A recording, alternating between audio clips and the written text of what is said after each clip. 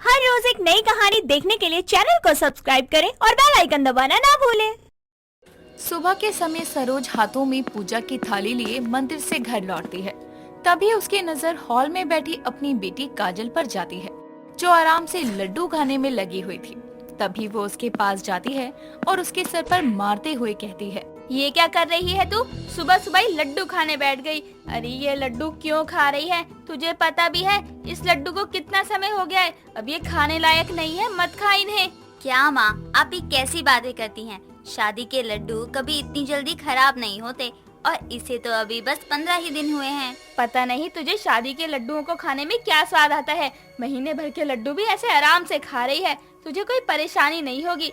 तभी तेरी दोस्त ने तुझे अपनी शादी के लड्डू इतने सारे बांध कर दिए हैं कि उसे पता था तू सच में इन्हें महीनों खाएगी। ये बात आपने बिल्कुल सही कही माँ। दोस्त हो तो मेरी दोस्त की तरह। तेरा अब लड्डू खाना हो गया हो तो जाकर थोड़ी पढ़ाई भी कर ले। सुबह सुबह पढ़ना अच्छा होता है। जी माँ, जाती हूँ।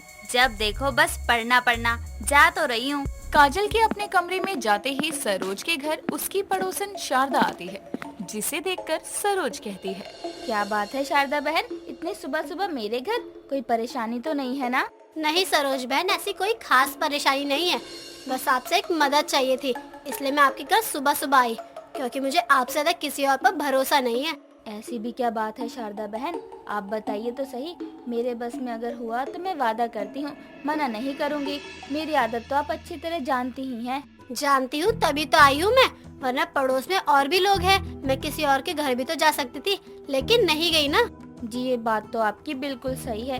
बताइए आपको मुझसे क्या मदद चाहिए, मैं जरूर करूँगी। ऊपर से अकेले आप अपनी बेटी की शादी इतनी धूमधाम से कर रही हैं। अगर उसमें मैं आपकी मदद कर पाऊँ तो मुझे सच में बहुत अच्छा लगेगा। इसी बात की तो जलन पूरे खानदान वालों और रिश्तेदारों को है कि मैं अकेले कैसे अपनी लड़की की शादी कर रही हूँ, वो भी बिना किसी दिक्कत परेशानी के।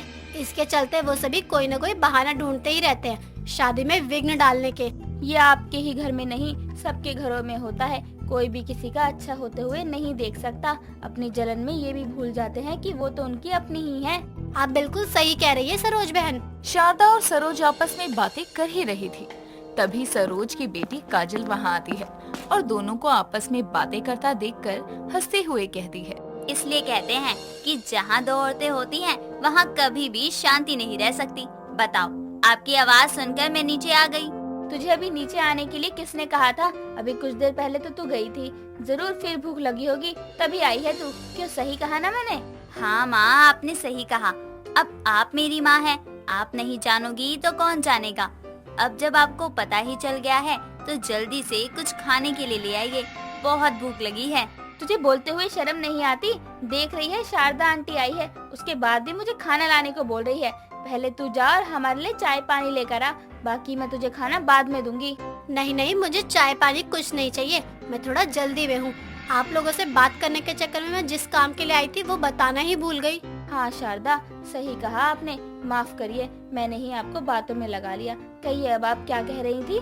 सरोज बहन, आप तो जानती ही हो मेरे घर वाले नहीं चाहते कि मेरी बेटी की शादी बिना किसी दिक्कत परेशानी के हो जाए, इसलिए मेरे ना रहने का फायदा उठाकर वो जरूर शादी में विघ्न डालने की कोशिश करेंगे। तो जब तक मैं अपनी माँ के घर से वापस नहीं आती हूँ, तुम अपनी बेटी काजल को मेरे घर भेज दो। वो सब पर नजर भी रख लेगी और शादी के काम में हाथ भी बटा देगी। क्यों, क्या हुआ शारदा बहन? आपकी माँ की तबीयत फिर से खराब हो गई क्या? हाँ सरोज, इसलिए तो इतनी जल्दी मैं जा रही हूँ। शाम तक वापस भी तो आना है, लेकिन तब तक मुझे किसी भरोसेमंद इंसान के ऊपर अपना घर छोड़कर जाना होगा, क्योंकि घर में बहुत सारे गहने हैं, मेहमान हैं, हलवाई भी लगे हुए हैं कल बारातियों के लिए शादी के लड्डू बनाने के लिए। शादी के लड्डू? अब तो मैं जरूर जाऊंगी, चाहे माँ कितना भी मना करे। मेरे शादी के लड्डुओं का सवाल है। अब इतना भी क्या सोच रही हो माँ?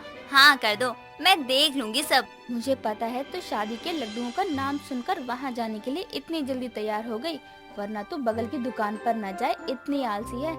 तू जा तो रही है, लेकिन ऐसी हरकत मत करियो कि मुझे तुझे सुनाना पड़े। ले जाइए शारदा बहन। जी सरोज बहन, धन्यवाद। शारदा इतना कहकर काजल को लेकर अपने घर चली जाती है और कौन सी चीज कहाँ रखी है सारी चीजें समझाकर अपने मायके चली जाती है। थोड़ी देर बाद काजल घूमते घूमते भंडार घर में पहुँचती है और हलवाइयों को शादी के लड्डू बनाते हुए देखकर उसके मुंह में पानी आने लगता है। कुछ देर इंतजार करने के बाद जैसे ही हलवाई सारे लड्डू बनाकर भंडार घर में रखकर वहाँ से जाते हैं, तभी काजल चुपके से कुछ लड्डुओं को निकालकर खाना शुरू करती है। कुछ देर बाद शारदा के फूफा सुधीर वहाँ आते हैं और काजल को लड्डू खाते देखकर कहते हैं, हे भगवान, जरा इस लड़की को तो देखो, कैसे आराम से चोरों की तरह बैठकर शादी के लड्डू खाने में लगी हुई है। जरा देखो, इसने तो बारात आने से पहले ही उनके लिए बनाए हुए सारे लड्डुओं का सफाया कर दिया। अब हम लड़के वालों को क्या खिलाएंगे? ए लड़की, कहाँ से आई है तू लड्डू चोर? मैं कोई चोर नहीं हूँ, न ही मैंने कोई चोरी की है। वो तो मुझे भूख लगी थी तो मैंने खा लिए लड्डू। ज्यादा कम पड़ रहे हैं तो तुम बनवा लो ना। जरा देखो इस लड़की की कितनी जुबान चल रही है। एक तो शादी के लड्डू चुरा कर खाती है, ऊपर से अपनी गलती भी नहीं मानती।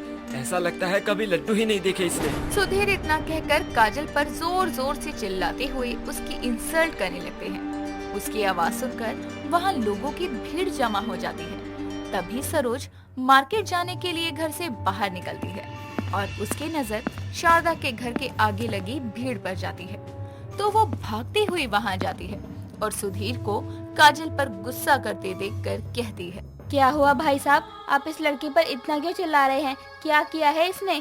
क्या बताऊं आपको मैं, ये लड़की भंडार घर में बैठकर चोरी से शादी के लड्डू खाने में लगी हुई थी।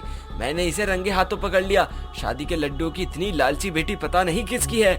माफ करना भाई साहब, बच्ची है और ये मेरी ही बेटी है। सरोज इतना कहकर गुस्से में काजल का हाथ पकड़कर वहाँ से लेकर उसे अपने घर आती है और उसकी शादी के लड्डू खाने वाली आदत के चलते उसे खूब सुनाती है। लेकिन काजल पर अपनी माँ की बातों का असर नहीं होता। ऐसे ही समय बीतता है। तभी एक रोज सरोज काजल को लेकर अपनी सहेली मालती के बेटे की शादी में जाती है। काजल की नजर वहाँ भी मिठाइयों के स्टॉल पर जाती है, जहाँ बहुत सारे लड्डू रखे हुए थे, जिसे देखकर काजल खुश हो जाती है। जैसे ही उस स्टॉल पर जाने के लिए वो आगे बढ़ती है, तभी सरोज उसका हाथ पकड़कर उसे रोकते हुए कहती है, आज तो इस शादी का लड्डू तो भूल ही जा। आज तुझे एक भी शादी का लड्डू खाने को नहीं मिलेगा। माँ, खाने दीजिए ना मुझे शादी के लड्डू। आप तो जानती ही है ना मुझे शादी के लड्डू कितने पसंद है। और यहाँ तो मैं चोरी करके भी नहीं खा रही हूँ, सबके सामने खा रही हूँ। नहीं, यहाँ तुझे शादी का लड्डू खाने को नहीं मिलेगा, मतलब नहीं मिलेगा।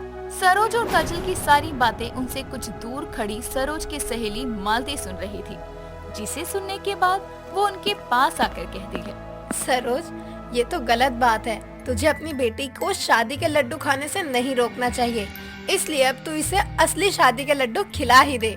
मैं कुछ समझी नहीं, तू कहना क्या चाहती है? मेरे कहने का मतलब ये है कि मुझे अपने बेटे के लिए तेरी बेटी बहुत पसंद है। मैं इसे अपने घर की बहू बनाना चाहती हूँ। इस तरह से ये शादी के लड्डू भी चख लेगी और मुझे मेरे घर की बहू भी मिल जाएगी। मैं भी देखती हूँ कि ये कितने लड्डू खा सकती है। मालती की बात सुनकर सरोज बहुत खुश हो जाती है। ऐसे ही समय बीतता है। समय के साथ काजल की शादी मालती के छोटे बेटे से होती है और खाना खिलाने की रस्म में मालती काजल को इतने शादी के लड्डू खिलाती है कि फिर वो दोबारा कभी शादी के लड्डू खाने का नाम न लेने की कसम खाती है। दोस्तों, अगर आपको ये कहानी पसंद आई तो इसे लाइक करें, शेयर करें और कमेंट करके बताएं कि कहानी में आपको सबसे अच्छा क्या लगा।